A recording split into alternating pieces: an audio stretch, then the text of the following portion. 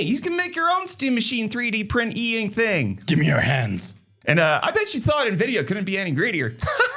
You're a fool. Let's get into the hot news, everybody. I'm your Brett host. I'm Reese. We're going to be going over the hottest tech news we can find on the internet while you enjoy your breakfast. It's Friday, July 3rd, 2026. I'm going to start off today with the releases that Valve has put out there for 3D print files, as well as a bill of materials for you to make your own e-ink faceplate. I like that. Yeah, it's awesome. I kind of want to just make it without having a Steam machine. Yeah. But it's called the Inkterface, which is awesome. I love displays. I don't know why. Yeah. I don't know why they're cool. Yeah, gitlab.steamos.cloud/Steam hardware, all of that. You can check out the links in the description in case you're interested. But I'm going to have Kyler build this for sure. Gotta. That's all I got for that. It's just cool, and Valve's doing it, and I'm happy. Valve's making me happy in the midst of nonsensory that's going on. Yes, Steam Machine expensive, but Steam OS and everything surrounding it really cool. Very nice. We released a short. Kyler took his Steam controller and my Steam controller and made him sumo wrestle with the new controller. You should watch that. So should you. It was awesome. But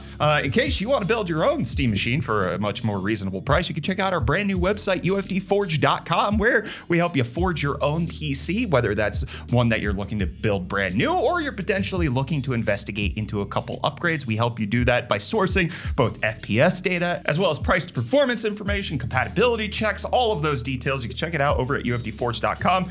We have some community builds submitted by people who have already joined UFD Forge. You don't have to join in order to use it. It's just if you want to save your build so that you can easily re-access it. You can always share a build without having an account. We try to make it so that it's not locked down from the beginning. But we also have PC giveaways going on over on Twitch, and you can check out those parts lists over on UFD Forge as well with the 96 gigs RAM ProArt PC. And we even have Steam Machine alternatives listed there for you in case you're interested over in the community tab. So big thank you to UFDforge.com for sponsoring today's video. How kind of you, Brett. How being open with your wallet like that. So very nice. That $0 you just gave us is really going to go a long way. And GitHub going a long way for some sort of clout moment, building some goodwill in the community. Reese, you know how they're canceling discs now, right? Physical media is dead. Unless you're GitHub and you'll send out free CDs of people's code to them. So interesting. This is coming after a whole bunch of companies started dunking on Sony for their various different stuff. But GitHub said, we heard you and we agree. In light of recent developments in physical media, GitHub is proud to announce you can now obtain your public repo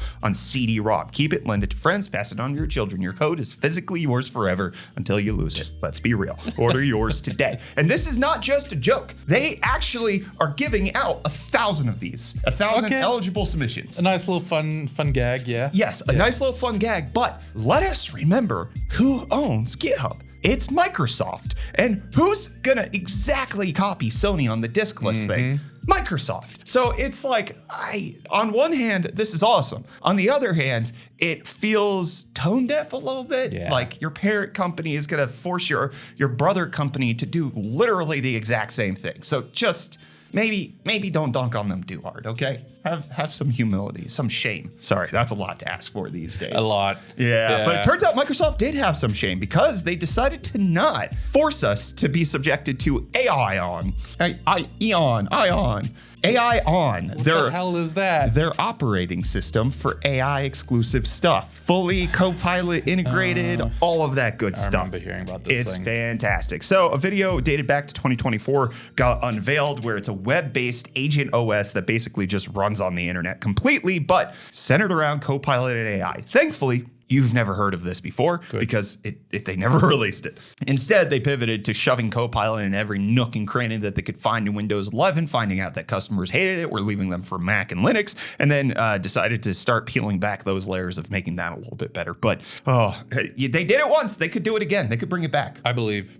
Yeah, you want it? Okay. No, I don't, but I believe they can do it. I'm going to force you to run it when it comes out, and that's going to, instead of Linux, you have to run AI on. I feel like my teeth are retracting at the thought of that. Ooh, Reese's got smaller teeth. But you know what I really want to see? Your hands. Show me your hands. I want to shake your hand. Let me shake your hand. Okay. That's what Google's saying. Instead of CAPTCHAs, there's reportedly they are coming out with a webcam-based human verification tool that scans your palm. I don't like that. And not for some sort of fortune telling whatsoever. It's supposed to check the maps of your hands for 21 finger and knuckle points, which obviously raises major accessibility questions for people who don't have all of their digits or limbs. And so this, a lot of people are frustrated by this, but it is the move from CAPTCHAs training AIs on how to recognize motorcycles and buses and all that kind of stuff to recognizing humans. Because I don't know if you know this, but CAPTCHAs are there to train the bots. That's their whole point. It's not, yeah, it technically proves you're human, but all it's doing is moving the goalposts on what an AI is capable of. They want hands so they know how to draw them. They already figured that out, buddy. You're making a meme that's like half a decade old. Yeah, I want you to wallow in sorrow while you sling these people some deals. Yo, welcome back to UFD Deals, bringing the hottest tech deals out on the internet, and here's your first deal. We have the Red Dragon M811 Aatrox MMO wired gaming mouse, which you can pick up for $19.99 with the coupon applied, making it $20 off. But next we have the Corsair 3500 LX mid-tower ATX case, available with 3 pre-installed fans in white for $89.95, making it $100.40 off. And hey, with that, the deals are done. You can find these and more linked in the video description down below. But until next time, hand you off back to Brett and I for the rest of your hot news. Cheers. Well, Reese, turns out I have to recant every positive thing I said about Intel recently because the good deal of the 270K plus and 250K plus is dead. They are raising the price. Oh no. Yes, so the Arrow Lake refresh that was awesome because it gave you more performance for less money now gives you more performance for not less money. 16% price hike, $350 for the 270K plus, $230 for the 250K plus. It's not as expensive as the 265K or the 245K. 245. Yeah, it's not as bad as those, but it is a significant price hike that they are rolling out, which is unfortunate because that was the whole, like, Intel was showing they were back, baby. It made it cool. Yes, better performance, better ingredients, better price, but a dead motherboard socket. Like, you had to fight that, and now you have dead motherboard socket and slightly worse price, and that's going to be a rough time. But in case you want to go back to the old stuff, Intel is re-releasing 13th and 14th gen processors on the PC market in China. Not for anybody else right now. Yeah. But they are rebooting their production lines in order to get more of these out there. But Reese, it's not just 13th and 14th gen. Guess what others are included here? 12th and 10th. What? Yeah, the 10.8. Oh, I don't know if it's the 10.850K specifically that's coming back, but that processor was awesome. I love the 10.850K, but Alder Lake. Weird to see it back. Yeah, cool. Yeah. The 11th gen notably absent because that was a Garbo generation that was basically a holdover until they could get Alder Lake out the door on 12th gen, and that seems to be what they're bringing back to the mainland Chinese market. We'll see if expands other ways, other places, but it does show that there is demand for older stuff, and Intel's listening, but they're going to charge you for it. And Nvidia finding new ways to charge people for things. And when I read this morning, my gabbers were flaccid. I'll tell you that much.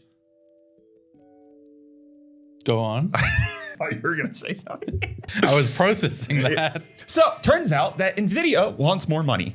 No big shock there. And the way they're going to do it is by reaching out to all of these poor, piddly, broke AI companies and giving them a new agreement that you can buy the hardware from them directly. That is, they'll take your money straight up, but you can also pay in financing through revenue sharing on the cloud aspects that you provide. So I don't know if this is because things are slowing down or if they're really just trying to broaden the market, but it looks like they're trying to find a way to still ship out GPUs without getting cash right now to keep the whole thing going. Are you guys up to date on your AI loans? Yeah. I mean, that's going to be brutal once, if and when bubble pops, the amount of collateral that's going to have to be collected by Nvidia. But they have a revenue sharing and credit support model that they're going to be rolling out to these cash poor AI companies, which means they suck. That's the real takeaway. You didn't shareholder hard enough. I can't speak wording.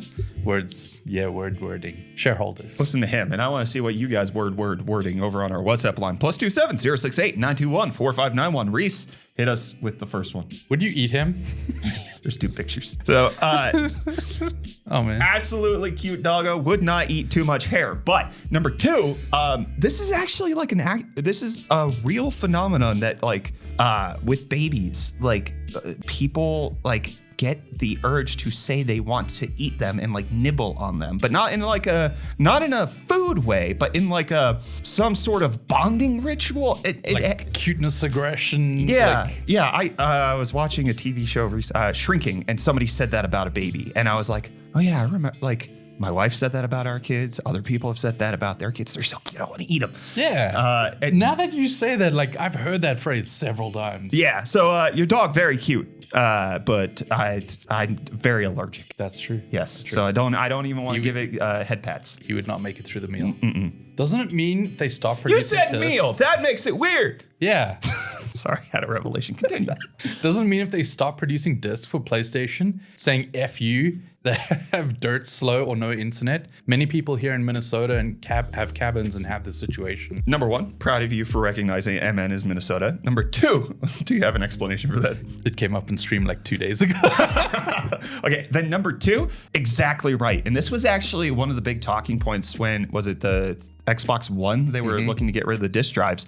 It wasn't necessary, like, yeah, people with slow internet were there, but then one of the big arguments was service members, people who are either deployed or on submarines. Yeah. They bring consoles, and then if they can't get disks and they can't actually access the internet properly, you're screwing over an entire portion of your user base. It's why Xbox never got a real foothold here in South Africa specifically, because when they wanted to pivot to that whole you have to be always online thing, South Africa went, are you joking? Like, yeah, you guys only had ADSL. And yeah, it was awful. We had rough internet situation, and now everyone was like, okay, guess we're going PlayStation, and then it just kind of stuck. We never really adopted Xbox. Yeah, we'll see if that changes. The 360. I think the Switch probably is going to be the dominant console here, if I had to guess. Yeah. I half expected Brett to be a little bit more ambivalent about Sony totally cutting physical media production. I guess it's true that you can value not owning anything, but also understand that the right to own something needs to exist. Sony's wrong here, and I wish them nothing but scorn and contempt.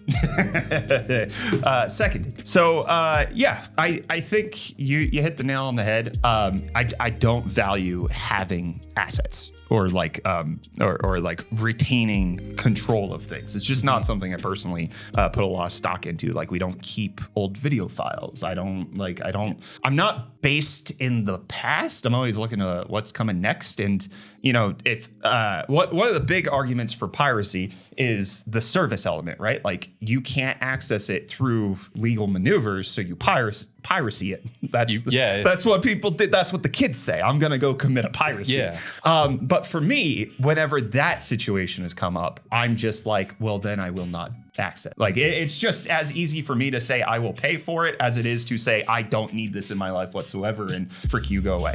So it's, you know, I'm kind of in the same boat with a lot of that. It's like, if I have access to it, cool. If I don't, I'm gonna find something. I know that, like, that's a very dismissive way for some people. Sure. No, I don't think what you and I are doing is trying to negate their arguments. Yeah. It's saying that when it's applied. For me personally, exactly. yes. For us, when we're encountered with that situation, we're not like, I need that thing. It's, there's a bajillion things out there. I could just go find something else. If they don't want me to have it, frick them. Yeah. I mean, I guess I could frick them harder if I took their thing. I just move on from there. And then let's see what Yin's had to say over on YouTube. We got Jazzy saying, you gotta think about the shareholders, bro. You know, I thought about deleting yesterday's episode because we didn't think about the shareholders. We're idiots. Yeah. It was so rude and unintelligent of us to not think of the shareholders yesterday. This will be in the next board meeting. Yeah, we're gonna not look frick. And then Person for Sure says, everything is awfully awful all the time now. It's almost like having unregulated billionaires control all aspects of life is bad for the rest of us. I want you to respond because I had a prepared response to this. Oh, okay. Put him in an arena and let's see him fight. Whoa! You went immediately to Bloodsport. Yeah. Oh, you can tell what Reese fantasizes about. I was gonna say, they're trying to pass tax laws in certain U.S. states, and that's some regulation there, bud. You ever think about that? I bet you didn't. That's why you're not a billionaire. Pathetic. Did you know that wealth is the number one measure for the value of a person and their worth and their inherent contribution to society? It's just like, if you don't have billions, you are morally reprehensible. Yeah, so I've heard. I'm a horrendous person. This dude broke as a joke. And then 300ZX Turbo saying, no Steam cards, no games, no physical media. How do you buy people Christmas presents when everything is digital? I was going to say Steam gift cards, but that was... Yeah, those are good. I mean, you can gift games directly on Steam. That's a thing that you can do. If you're in the same region, I can't gift a game to you. I can gift a game to you. It's not the same region. It's that you're in a broke region. I'm in a broke region. You're in the region where the money is fake and the rules are made up and the points don't matter. They feel sorry for us, so they give us games. Yes. But for everything else, there's Master? Your presence is the gift. That's why it's called the present.